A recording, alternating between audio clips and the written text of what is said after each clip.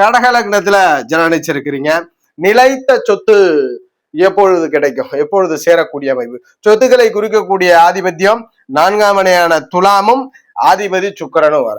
முதல் விதியாக சுக்கிரன் ஜாதகத்துல வலுத்து இருக்கணும். வலுத்துனா ஸ்தான பலம் பெற்றிருக்க வேண்டும். சுக்கிரன் கடகத்தில் பிறந்தவருக்கு ஸ்தான பலத்தை பெற்றிருந்தாலும் சொத்துக்கள் கொடுக்குது. இந்த ஸ்தான பலத்தை பெற்ற சுக்கிரனோடோ அல்லது 4ஆம் மனையோடோ பாகியாதிபதினு சொல்லக்கூடிய குரு பகவானுடைய தொடர்பு. இந்த குரு பகவான் சுக்கிரனையோ துலாமனையோ தொடர்பு கொள்ளணும்.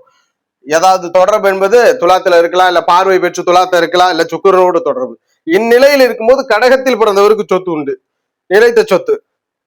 இந்த காம்பினேஷன்ல இந்த சுக்கிரன் துலாத்தோட ஒரு அமைவுகள் குரு சுக்கிர தொடர்பு இருந்தா என்ன நடக்கும்னா ஜாதகருக்கு சிற்றின்ப வாழ்க்கை லேட் ஆகும், ஆனா சொத்துக்கள் நிறைய சேரும். அப்ப குரு சுக்கிர தொடர்புகளோடு இருப்பது யோகமா கடக லக்னத்துல பிறந்தவருக்கு நிலைத்த சொத்துக்களை ஏற்படுத்தி கொடுக்கிறதுன்றத உறுதி.